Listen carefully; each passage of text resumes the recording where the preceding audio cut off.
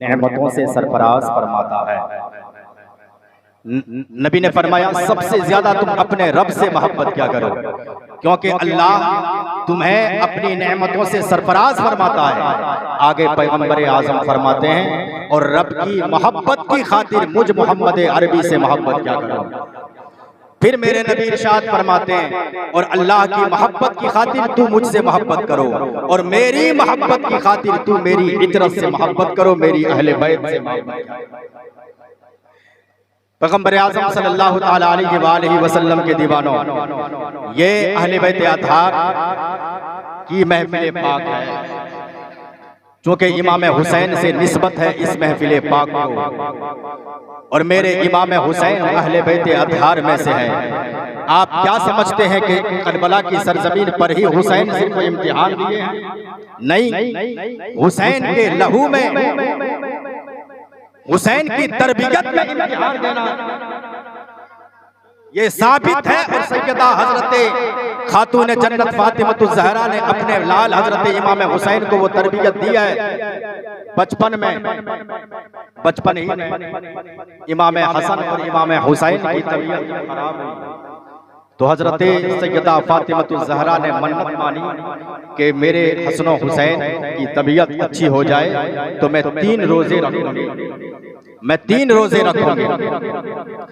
अल्लाह का करम हुआ, तबीयत अच्छी हुई, सैयदा खातून जन्नत ने रोजे रखे। आपके घर में एक खादिमा थी, उसने भी रोजा रखा। मौला अली आए, आप फरमाती है मौला अली मैं रोजे से, मैंने मन्नत मानी थी, आप भी रोजा रख लीजिए। रोजा रख लेते हैं, पूरा अहले बैत का घराना रोजा से है, हसन हुसैन भी हैं, आपकी अम्मी जान भी हैं, आपके बाबा जान भी हैं, और घर में जो खातिमा है वो भी रोजे से। हजरत मौला अली गए मजदूरी करने के लिए और इतने जौ लेकर के आए कि सिर्फ उस जौ से 5 रोटियां तैयार हो सके, उसे जौ को पीसा गया, उसका आटा तैयार किया गया और इतने आटे तैयार हुए जितने के सिर्फ 5 रोटियां बन पाए। 5 रोटियां तैयार की गई। जब इफ्तार का वक्त हुआ, दस्तरखान बिछा हुआ है, इतने में किसी ने दरवाजे पर दस्तक दी। मैं भूखा हूँ, मैं यतीम हूँ, अल्लाह के लिए मुझे खाने को कुछ दे दे। मौला अली रज़ियल्लाहु ताला अन्हु के कानों में आवाज टकराती है। सैयदा फातिमा के कानों में जब ये आवाज टकराई, उसके बाद सैयदा फातिमतुज़ ज़हरा ने इमाम हसन से कहती हैं, बेटा इमाम हसन मेरे हिस्से की रोटी उठाओ, उस साइल की झोली में डाल दो। हजरत मौला अली कहते हैं, बेटा हुसैन मेरे हिस्से की भी रोटी उठाओ, उस साइल की झोली में डाल दो। हजरत इमाम हुसैन हैं, अपने हिस्से की रोटी भी उस साइल की झोली में डाल रहे हैं, अपनी माँ और बाप के हिस्से की रोटी उस साइल की झोली में डाल देते हैं। उसके बाद जो खादिमा थी वो भी कहती हैं, फिर मैं भूखी क्यों ना रहूं, जब पूरा घराना भूखा है फिर मैं क्यों खाऊं। उसने भी अपने हिस्से की रोटी उठाती है और उस साइल की झोली में डालती है। उसके बाद सबने पानी से इफ्तार किया। रात भर फिर अल्लाह की इबादत हो रही है। हजरात फिर दूसरा दिन गुजरा है, फिर मजदूरी करके लाए मौला अली, फिर 5 रोटियां तैयार हुई। फिर किसी ने दरवाजे पर दस्तक दी कि है कोई मुझे खिलाने वाला, है कोई मुझे खिलाने वाला, मेरा कोई नहीं है इस दुनिया में, मैं कैदी हूँ, मैं कैदी हूँ, अभी आजाद हुआ हूँ, अभी मुझे रिहा किया गया है, आप मुझे कुछ खाने को दें। फिर ऐसा ही मामला होता है, सब अपने अपने हिस्से की रोटी उठाते हैं, उस कैदी इंसान की झोली में डालते हैं। उसके बाद फिर क्या होता है, तीसरा दिन गुजरा, फिर सबने पानी से सहरी भी किया, फिर रोजे की नियत कर ली। और जब तीसरा दिन आया, रोजे की नियत हुई, शाम का वक्त हुआ, फिर 5 रोटियां तैयार की गई। सबके सामने 5 रोटी है, सबके सामने 5 रोटी, एक रोटी है। अल्लाहू अकबर। इतने में फिर किसी ने फिर दरवाजे पर दस्तक दी। जब दरवाजे पर दस्तक दी और कहा कि मैं कई दिन गुजर गए, मैंने कुछ खाया नहीं है, फिर सबने अपने अपने हिस्से की रोटी दे दी। 3 दिन गुजर गए और करबला में भी इमाम हुसैन को 3 दिन भूखा प्यासा रखा गया था। 3 दिन गुजर गए, सैयदा फातिमा भी मुसलसल रोजे से हैं। लेकिन यहाँ पे मैं ठहर के बताना चाहता हूँ, ये अहले बैत अतहार का घराना है। भूखे प्यासे हैं मगर कुरान की तिलावत हो रही है, भूखे प्यासे हैं मगर खुदा की बंदगी हो रही है, भूखे प्यासे हैं मगर अपने रब को भूला नहीं है, भूखे प्यासे हैं लेकिन रब की रजा की खातिर वो राजी हैं और बारगाहे इलाही में दुआ करते हैं, मौला तेरा शुक्र है कि तूने जिंदगी दी, तेरा शुक्र है तूने जिंदगी दी, मैं तेरे एहसान का कर्ज नहीं चुका सकता। अल्लाहू अकबर। 3 दिन से भूखे प्यासे हैं। जब पैगंबर आज़म सल्लल्लाहु अलैहि वसल्लम सैयदा फातिमा के घर तशरीफ लाते हैं, उसके बाद चेहरा देखते समझ गए कि मेरी बेटी, मेरी लाडली सैयदा खातून जन्नत 3 दिन से कुछ नहीं खाई है। मेरे आका पूछते हैं, बेटी बताओ वजह क्या है, चेहरा उतरा हुआ क्यों है, ये चेहरे पे उदासी क्यों है। हजरात मोहतरम पैगंबर आज़म सल्लल्लाहु अलैहि वसल्लम के फरमान को सुनकर सैयदा खातून जन्नत कहती है, बाबा जान 3 दिन गुजर गए, मुसलसल रोजे से हूँ, कुछ ना खाई हूँ, कुछ खाने को नहीं मिला है, खाने के लिए खाना तैयार होता है, कोई ना कोई दरवाजे पर आ जाता है, अल्लाह की रजा की खातिर मैं खैरात कर देती हूँ, अल्लाह की रजा की खातिर मैं सदका कर देती हूँ। 3 दिन गुजर गए, ना मैंने कुछ खाई है, ना मेरे शोहर नामदार मौला अली ने कुछ खाया, ना हसन हुसैन ने कुछ खाया है, ना घर में खादिमा जो रहती है उसने कुछ खाई है। अल्लाहू अकबर। इतने में अल्लाह का पैगाम लेकर हजरत जिब्रील अमी आ गए। अल्लाह का पैगाम लेकर जिब्रील अमी आते हैं, रब का पैगाम सुनाते हैं, या रसूल अल्लाह सल्लल्लाहु अलैहि वसल्लम, आपकी सैयदा फातिमातुज़ ज़हरा के दरवाजे पर जो फकीर बन करके आया था, जो साइल बन करके आया था, जो कैदी बन करके आया था, जिब्रील अमी कह रहे हैं, हे मेरे आका, जो कैदी बन करके आया था, जो फकीर बन करके आया था, जो एक मजलूम बन करके आया था, यतीम बन करके आया था, या रसूल अल्लाह कोई और ना था, मैं फरिश्तों का सरदार जिब्रील अमी। आप कहते हैं, हज़रत जिब्रील अमी कहते हैं, मैं फरिश्तों का सरदार था, जिब्रील अमी था, या रसूल अल्लाह रब की तरफ से इम्तिहान हो रहा था, रब की तरफ से इम्तिहान हो रहा था, या रसूल अल्लाह मुबारक हो, आपके घर वाले इम्तिहान में कामयाब हो गए। मेरे मुस्तफ़ा के दीवानों कि हजरत जिब्रील अमी ने 15 रोटियां लेकर के आए, या रसूल अल्लाह आप कहें कि सैयदा फातिमा रोटी ले तो मैं उसे रोटी को लौटा दूंगा। सैयदा फातिमा कहती हैं, मैंने अल्लाह की रजा की खातिर खैरात किया है, अल्लाह की राह में मैंने सदका किया है, मैं अपनी दी हुई जो कुछ दी हूँ मैं वापस नहीं ले सकती। अल्लाह रब्बुल आलमीन का करम देखिए, कुरान करीम के अंदर सूरा दहर की 30 आयतें नाजिल फरमा दी। अहले बैत अतहार की शान में 30 आयतें नाजिल फरमा दी। 30 आयतें। जब तक कुरान की तिलावत होती रहेगी, अहले बैत अतहार की शान बयान होता रहेगा। तो ये है अहले बैत अतहार। तो इमाम हुसैन को 3 दिन भूखे प्यासे रह रहे हैं, मुसलसल रोजे से हैं। गोया सैयदा फातिमा अपने बेटे को ये तरबियत कर रहे हैं, बेटा हुसैन अभी से सीख लो, एक वक्त आएगा जब नाना के दीन को बदलने की कोशिश की जाएगी, एक वक्त आएगा जब करबला की सरजमीन पे शरीयत में तबीयत लाने की कोशिश की जाएगी। बेटा हुसैन कल करबला की सरजमीन पर तुझे 3 दिन से भूखा प्यासा रखा जाएगा। बेटा हुसैन सब्र करना, बेटा हुसैन सब्र करना, लेकिन नाना के दीन की हिफाजत करना, नाना की शरीयत की हिफाजत करना। और ऐसा ही हुआ कि करबला की सरजमीन इमाम हुसैन ने 3 दिन से भूखा प्यासा रहकर, और यहाँ पे ठहर के मैं एक बात बताने जा रहा हूँ कि 10वीं मुहर्रम शरीफ की जो 10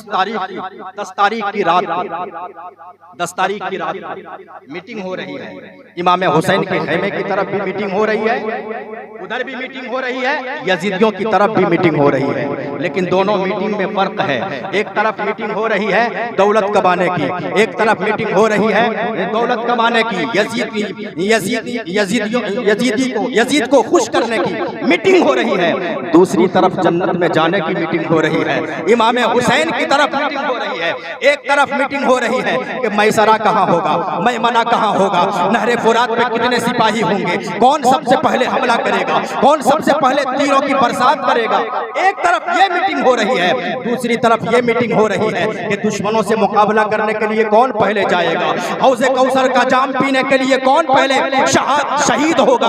ये मीटिंग हो रही है, अल्लाहु अकबर। लेकिन उसी 10 तारीख की रात में इमाम हुसैन जब मीटिंग कर रहे थे, सारे आपके जानिसार मौजूद हैं, चराग जल रहा है, इमाम हुसैन चराग को बुझाते हैं और कहते हैं कि ए मेरे जानिसारों सुनो, अगर यजीद खून का प्यासा है तो मेरा, यजीद को सर चाहिए तो मेरा, यजीद मेरा हक का मुतालबा कर रहा है, अगर तुम चाहते हो मैं तुम लोगों से राजी हूँ, तुमने मुझे बहुत साथ दिया है, तुम लोगों से मैं राजी हूँ, रात की तारीकी में तुम लोग कहीं चले जाओ, तुम लोग चले जाओ, अपनी जान की फिक्र करो, इसलिए कि जिंदगी अल्लाह की नेमत है, जिंदगी अल्लाह की नेमत है, अपनी जिंदगी की हिफाजत करो, अपने बाल बच्चों की हिफाजत करो। इमाम हुसैन चराग बुझाते हैं, चराग बुझाते हैं और ऐलान करते हैं चले जाओ जिनको जाना है। फिर चराग जलाते हैं, देखते क्या है कि सब लोग अपनी अपनी जगह पर बैठे हुए हैं। फिर इमाम हुसैन की गुफ्तगू होती है, फिर गुफ्तगू होती है, फिर चराग गुल करते हैं, तीसरी मर्तबा 3 मर्तबा ऐसा ही हुआ, चराग जलाते हैं और कहते हैं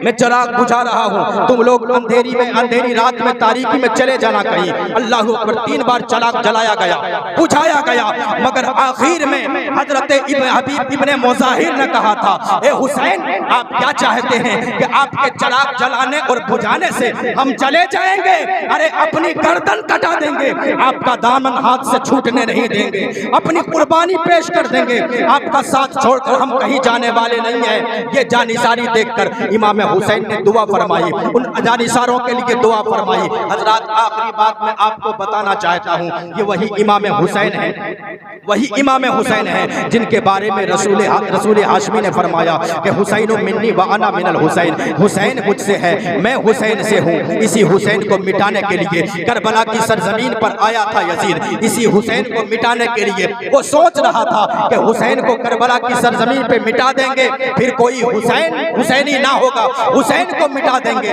हुसैन की खुशबू को मिटा देंगे। लेकिन और मैं यहाँ पे एक और जुमला कहना चाहता हूँ, नबी ने फरमाया मेरा बेटा ये हसन हुसैन, मेरा बेटा हसन हुसैन फूल है, फूल, मैं इसे सूंघता भी हूँ, मैं इसे चूमता हूँ। गोया मेरे नबी ने फरमाया मेरा ये बेटा हुसैन गुलाब है, गुलाब। और सुनो, जब तक गुलाब में पत्तियों आपस में मिली हुआ करती है, मिली होती हैं, तो उनकी खुशबू महदूद हुआ करती है, यानी पत्तियां समेत गुलाब में, गुलाब जब हुआ होता है तो फिर उसकी खुशबू महदूद होती है, उसकी खुशबू का एक दायरा हुआ करता है। लेकिन जब उसी गुलाब को मसल दिया जाए, जब उसी गुलाब को मसल दिया जाता है, फिर उसकी खुशबू का दायरा बढ़ जाता है, फैल जाता है। इमाम हुसैन वो उस गुलाब का नाम है जो अहले बैत अतहार में से है। जब उस गुलाब को करबला की सरजमीन पे मसला गया, करबला की सरजमीन पे मसल दिया गया, यजीदियों ने सोचा था अब इस गुलाब से कहीं खुशबू नहीं आएगी, मगर रब का करम देखिए, जब गुलाब को मसल दिया गया तो उसकी खुशबू का दायरा इतना वसी हो गया कि बगदाद में अब्दुल कादिर के नाम से एक गुलाब नमूदार हो रहा है, कभी अजमेर में ख्वाजा गरीब नवाज के नाम से एक गुलाब नमूदार हो रहा है, कभी बंगाल में गौसे बंगाला के नाम से एक गुलाब नमूदार हो रहा है। तो हजरत इमाम हुसैन उस गुलाब का नाम है कि जब यजीदियों ने उसे मसला तो अल्लाह रब्बुल आलमीन ने उनकी नस्लों में इतनी बरकतें अता फरमाई कि जब तक दुनिया रहेगी हुसैन की नस्ल जिंदा रहेगी, जब तक दुनिया रहेगी हुसैन के मानने वाले जिंदा रहेंगे। हजरत मोहतरम याद रखना, उसी करबला की सरजमीन पे एक ऐसे मुजाहिद का जिक्र मैं करने जा रहा हूँ जिनका नाम हजरत वहाब बिन अब्दुल्लाह कल्बी है, हजरत वहाब बिन अब्दुल्ला कल्बी है, अपनी चरागाह में थे, चरागाह में बकरियां चरा रहे थे। शाम के वक्त जब अपने घर लौटे तो क्या देखते हैं, उनकी माँ दरवाजे पर बैठकर रो रही है। उसने सोचा कि मेरी बीवी ने कुछ कहा होगा, मेरी बीवी से कुछ अनबन हो गया होगा, इसलिए मेरी माँ रो रही है। अल्लाहू अकबर। इतने में हजरत जनाबे अब्दुल्ला वहाब बिन अब्दुल्ला कल्बी पूछते हैं, अम्मी जान मुझे बताओ तो सही, ये रोने की वजह क्या है? क्या मेरी बीवी ने आपको कुछ कहा? क्या मेरी बीवी ने आपको कुछ कहा? अगर कुछ कहा है तो मुझे बताइए। मगर वो मुसलसल रोती जा रही है, रोती जा रही है। कुछ काफी इसरार करने पर वो खातून कहती है कि बेटा मैं जानता हूँ मेरी जिंदगी का आखिरी सहारा तू है। बेटा मैं तेरी जिंदगी की कीमत को जानती हूँ, मैं तेरी जिंदगी की कीमत को जानती हूँ। मैं ये भी जानती हूँ कि मेरी जिंदगी का आखिरी सहारा तू ही है। तू मेरे घर का चिराग है। अगर तू ऐसा चिराग है कि अगर तू बुझ जाए तो फिर मेरे घर में अंधेरा ही अंधेरा हो जाएगा। लेकिन बेटा आज तेरी ज़ईफ़ा माँ की एक तमन्ना है, एक ख्वाहिश है, एक आरज़ू है। बेटा कहता है वफादार बेटा है। आजकल के बेटों की तरह हज़रत वहाब बिन अब्दुल्ला कल्बी ना थे।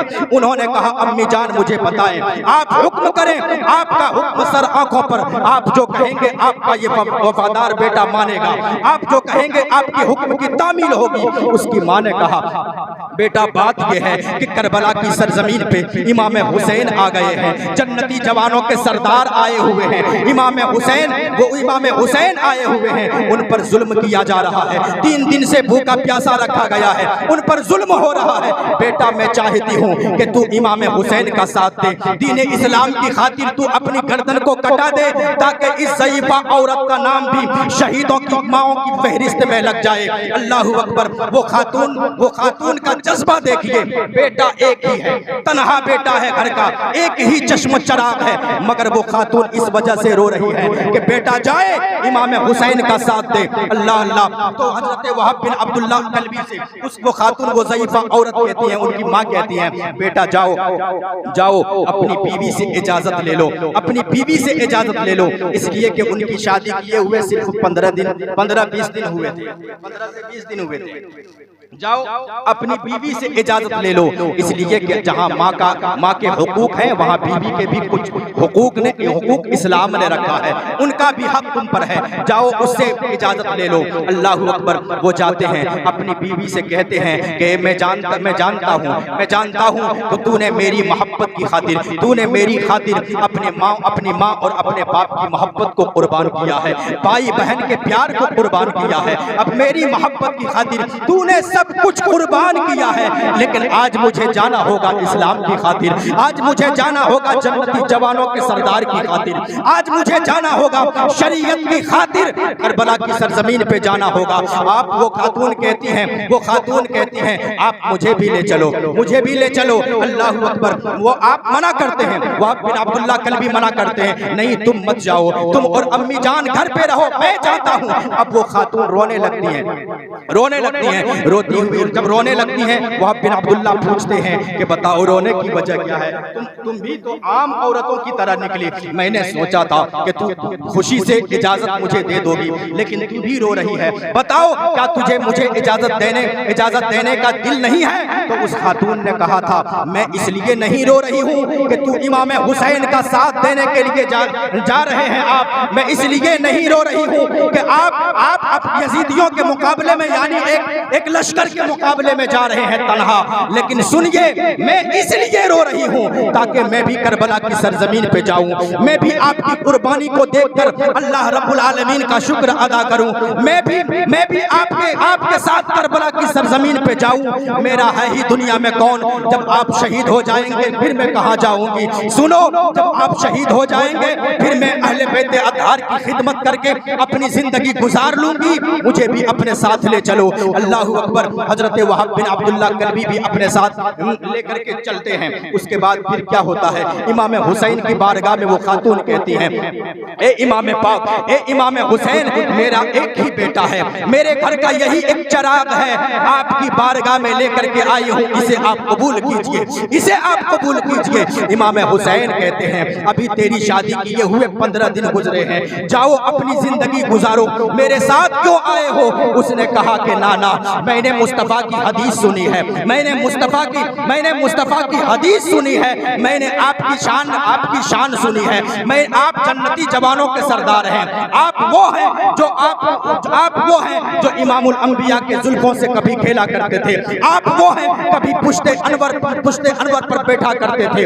आप वो हैं जो मेरे इमामुल अंबिया ने आपको अपना लाडला बेटा कहा है। आप वो हैं जिसे इमामुल अंबिया ने चुमा भी करते थे, सूंघा भी करते थे। आप अपनी कदमों में मुझे जगह दीजिए। अल्लाहू अकबर। तो फिर जंग का वो खूनी मंजर जो निगाहों के सामने है मेरे दोस्तों, याद रखना हजरत वहाब बिन अब्दुल्लाह कल्बी जब मैदान जंग में आए हैं तो फिर मैदान जंग का नक्शा इस कदर से बदले हैं, ऐसा नक्शा बदल गया, ऐसा नक्शा बदला है। यजीदियों को ऐसा लगा कि अगर ऐसा ही चलता रहा तो एक एक करके सारे यजीदी खत्म हो जाएंगे, सारे यजीदी मिट जाएंगे। और सुनो, ऐसी बहादुरी के साथ आपने उन यजीदी जानवरों का मुकाबला किया है कि खुदा की कसम हर इमाम हुसैन के खेमे से नारे तकबीर और रिसालत के नारे लग रहे थे। अल्लाह रब्बुल आलमीन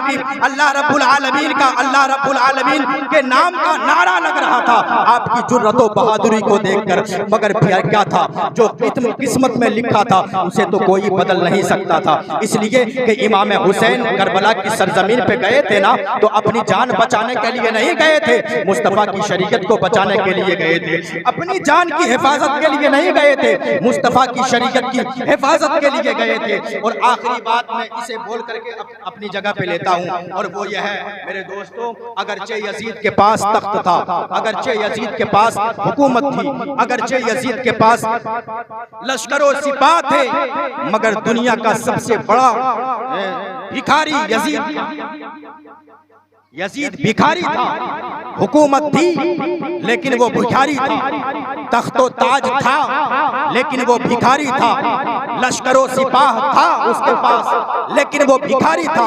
आप कहेंगे कि उसे भिखारी कैसे कह सकते हो? क्या कोई मोदी को भिखारी कह सकता है? हालांकि उसने अपने आप को कहा था एक मर्तबा, मैं फकीर आदमी हूँ, झोला उठाऊंगा चल दूंगा, अपने आप को एक मर्तबा कहा था। लेकिन सुनो, जिसके पास हुकूमत हो वो भिखारी नहीं होता, जिसके पास तख्तो ताज हो वो भिखारी नहीं होता, जिसके पास सिपह सालार हो वो भिखारी नहीं होता, जिसके पास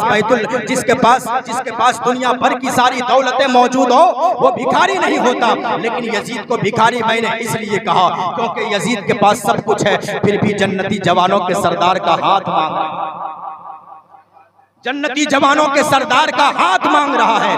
यजीद को मालूम था कि मेरा ये तख्तो ताज, मेरी ये हुकूमत, मेरे ये सिपाही, मेरी ये सारी दौलत हुसैन के हाथ के मुकाबले में कोई हैसियत नहीं रखता, कोई हैसियत नहीं रखता है। इसलिए मैंने कहा यजीद भिखारी था, यजीद और छोटा भिखारी था। एक भिखारी देहात का भिखारी होता है, एक भिखारी शहर का भिखारी होता है। देखो ना, किसी भिखारी को आप 5 रुपये दे दें तो वो आपको दुआएं देकर खुश होकर के चला जाता है, किसी को 10 दे तब खुश होता है, किसी को 100 दे तब खुश होता है, किसी को 500 दे तब खुश होता है। यानी भिखारी मुख्तलिफ हुआ करते हैं, जिस लेवल का भिखारी होता है उसी लेवल का आपसे मुतालबा करता है, आपसे सवाल करता है। तो जो 5 रुपये लेकर के खुश हो जाए वो छोटा भिखारी है, जो 10 रुपये लेकर के खुश हो जाए वो छोटा भिखारी है, जो 50 लेकर के खुश हो जाए वो छोटा भिखारी है, जो 100-200 लेकर के खुश हो जाए वो छोटा भिखारी है। और जो जन्नती जवानों का हाथ मांगे वो दुनिया भर का सबसे बड़ा इंटरनेशनल भिखारी है यजीद, क्योंकि सब कुछ था उसके पास, फिर भी इमाम हुसैन का हाथ मांग रहा है।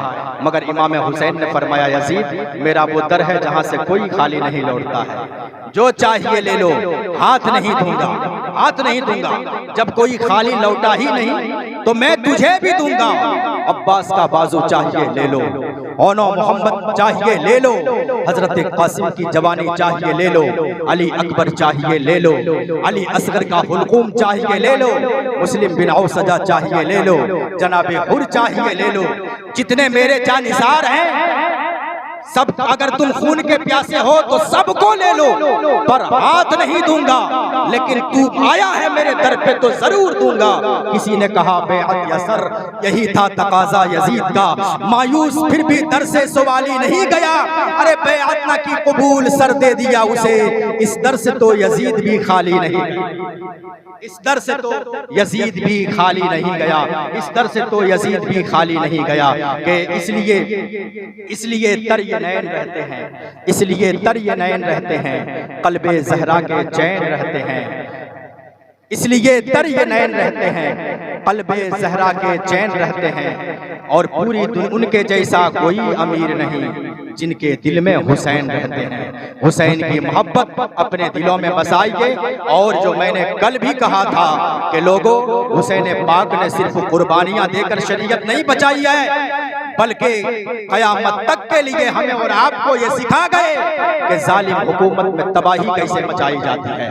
हुसैन पाक ने सर कटाकर जुल्म और जबर के खिलाफ बगावत का झंडा हमारे हाथ में दिया है। अगर कोई हक बोलता है तो हुसैनी किरदार वाला वो शख्स है। अगर कोई जुल्म और जबर के खिलाफ बगावत का झंडा उठाता है तो कहीं ना कहीं से वो हुसैन से मोहब्बत करता है। तो इमाम हुसैन ने ये भी पैगाम दे दिया, अगर तुम चाहते हो कि जालिम हुकूमत में तबाही मच जाए तो फिर हुसैन इब्ने अली का किरदार हमेशा अपने साथ रखना। दुआ करें अल्लाह ताला हम सबको सुनने से ज्यादा खैर की तौफीक अता फरमाए। हमें करनी है शहंशाह बतहा की रज़ा।